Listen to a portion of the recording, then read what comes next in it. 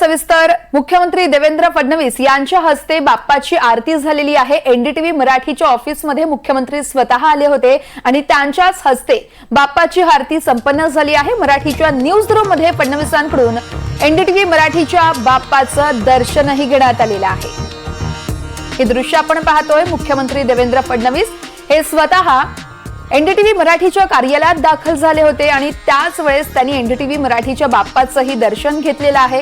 फडणवीसांच्या हस्ते आरती देखील संपन्न झाली आहे। मुख्यमंत्री देवेंद्र फडणवीस हे अगदी काही वेळापूर्वीच एनडीटीव्ही मराठीच्या न्यूज रूम मध्ये दाखल झाले होते आणि त्याच ठिकाणची ही दृश्य आपण बघत आहोत। फडणवीस न्यूज रूम मध्ये दाखल झाले आणि त्यानंतर त्यांच्या हस्ते एनडीटीव्ही मराठीच्या गणपती बाप्पाची आरती देखील झालेली आहे। फडणवीसांनी एनडीटीव्ही मराठीच्या बाप्पाचं मनोभावे दर्शनही घेतलेलं आहे आणि त्यानंतर राज्यामध्ये सुख समृद्धी लाभू दे, यासोबतच सगळ्यांना चांगली बुद्धी देव असं देखील मनोभावे दर्शन घेत यावेळेस फडणवीसांनी प्रतिक्रिया दिलेली आहे। मुख्यमंत्र्यांच्या हस्ते एनडीटीव्ही मराठीच्या बाप्पाची ही आरती आपण पाहतोय।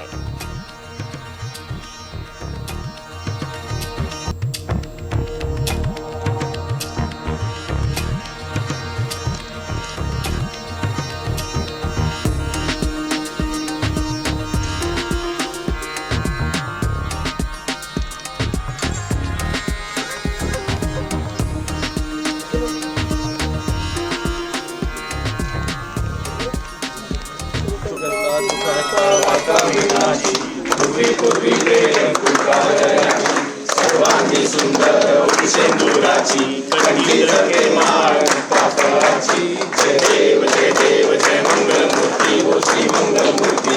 दर्शन मात्रे मन कामना पूर्ती। जय देव गौरी कुमरा चंदनाची मुठी कुंकुम केशरा। हिरे जगदमुख शोभतो बरा झुंझुंती नुपुरे चढी घागरिया। जय देव जय मंगल मूर्ती हो श्री मंगल मूर्ती।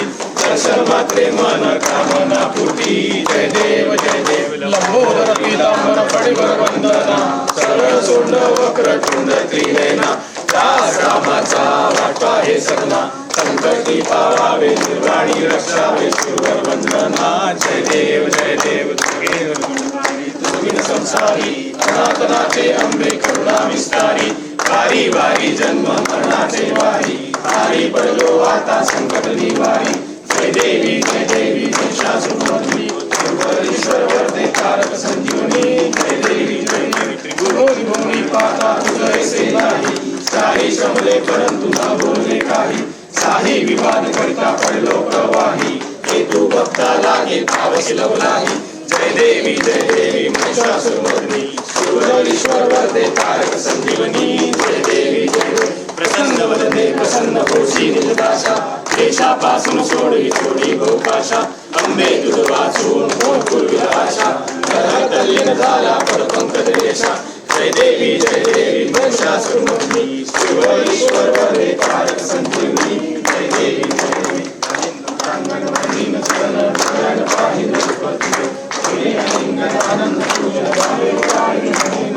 तमेव माता पिता तमेव तमेव बंधु सखा तमेव विद्या पूर्णं तमेव सर्वं तमेव च। कायेन वाचा मनसेन्द्रियैर्वा प्रजात्मना मा प्रकृति सदा करोमि यज्ञं सकलं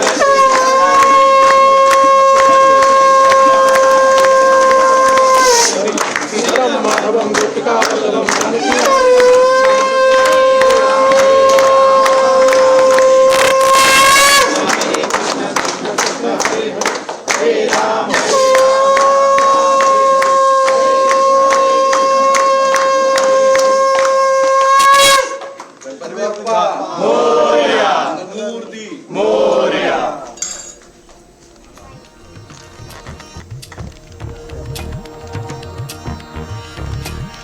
तर आपण ही दृश्य पाहिलेली आहेत। मुख्यमंत्री देवेंद्र फडणवीस यांच्या हस्ते एनडीटीव्ही मराठीच्या बाप्पाची आरती झालेली आहे। एनडीटीव्ही मराठीच्या कार्यालयात मुख्यमंत्री देवेंद्र फडणवीस हे पोहोचले होते आणि त्याच वेळेस त्यांनी एनडीटीव्ही मराठीच्या बाप्पाचं दर्शनही घेतलं आणि त्याच नंतर त्यांच्या हस्ते आरतीही संपन्न झालेली आहे। ही दृश्य आहेत एनडीटीव्ही मराठीच्या न्यूज रूम मधली। मुख्यमंत्री देवेंद्र फडणवीस अगदी काही वेळापूर्वीच एनडीटीव्ही मराठीच्या न्यूजरूम मध्ये आले होते आणि त्यांनी गणपती बाप्पाचं दर्शन घेतलेलं आहे. राज्यात सुख समृद्धी नांदू दे असं देखील गणपती बाप्पाकडे त्यांनी प्रार्थना केल्याचं स्वतः मुख्यमंत्री देवेंद्र फडणवीस यांनी एनडीटीव्ही मराठी सोबत बोलताना सांगितलेलं आहे. मुख्यमंत्री देवेंद्र फडणवीस यांच्या हस्ते एनडीटीव्ही मराठीच्या बाप्पाची ही आरती संपन्न झाली आणि त्याच नंतरची ही दृश्य आपण बघत आहोत. मुख्यमंत्री देवेंद्र फडणवीस यांनी एनडीटीव्ही मराठीच्या कार्यालयाला भेट दिली होती आणि त्यानंतर त्यांनी गणपती बाप्पाचं दर्शन घेतलं आणि मुख्यमंत्र्यांच्या हस्ते याच वेळेस गणपती बाप्पाची आरती ही संपन्न झालेली आहे.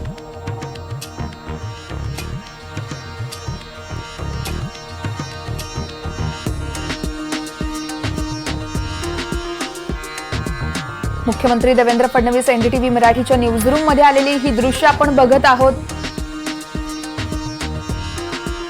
मुख्यमंत्र्यांनी गणपती बाप्पाचं मनोभावे दर्शन घेतलं आणि त्याच नंतर त्यांनी आरती देखील केलेली आहे. एनडीटीव्ही मराठीच्या बाप्पाची आरती देखील त्यांनी केलेली. राज्यासह देशभरामध्ये मोठ्या उत्साहामध्ये गणेशोत्सव साजरा होत असताना एनडीटीव्ही मराठीच्या कार्यालयात सुद्धा गणपती बाप्पा विराजमान झालेले आहेत आणि गणपती बाप्पाचं दर्शन घेण्यासाठी खास मुख्यमंत्री देवेंद्र फडणवीस आमच्या कार्यालयात आलेले आहेत. खूप खूप स्वागत आहे सर एनडीटीव्ही मराठीच्या कार्यालयामध्ये.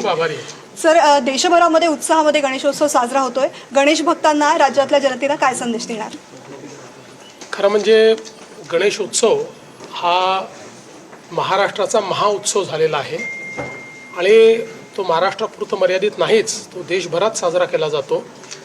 गणेश उत्सव हा सामाजिक अभिसरणाचा उत्सव आहे, समाजाच्या एकतेचा संदेश देणारा उत्सव आहे आणि सर्वांना एकत्रित आणून भक्तिभाव जागृत करणारा, नेतृत्व गुण तयार करणारा, संघटन कौशल्य तयार करणारा अशा प्रकारचा हा एक सोहळा आहे.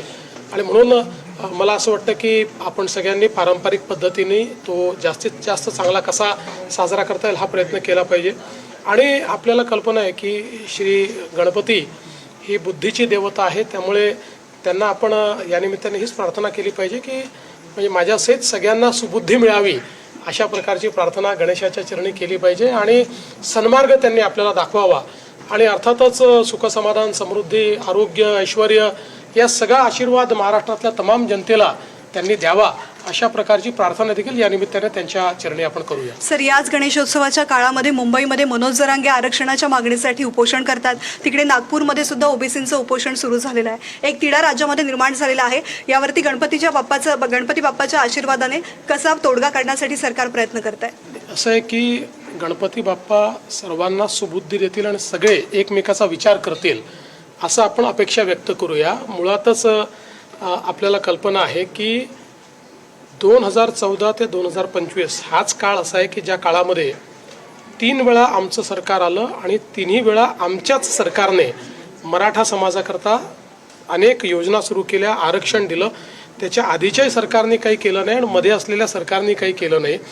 आम्ही मराठा समाजाला पहिल्यांदा मी मुख्यमंत्री असताना आरक्षण दिलं, मग शिंदेसाहेब असताना आरक्षण दिलं, मी मुख्यमंत्री असताना अण्णासाहेब पाटील आर्थिक विकास महामंडळ आपण पुनरुज्जीवित करून ते इतकं बलशाली केलं की आज त्याच्या माध्यमातून 1.5 लाख मराठा तरुण हे उद्योजक झाले आहेत.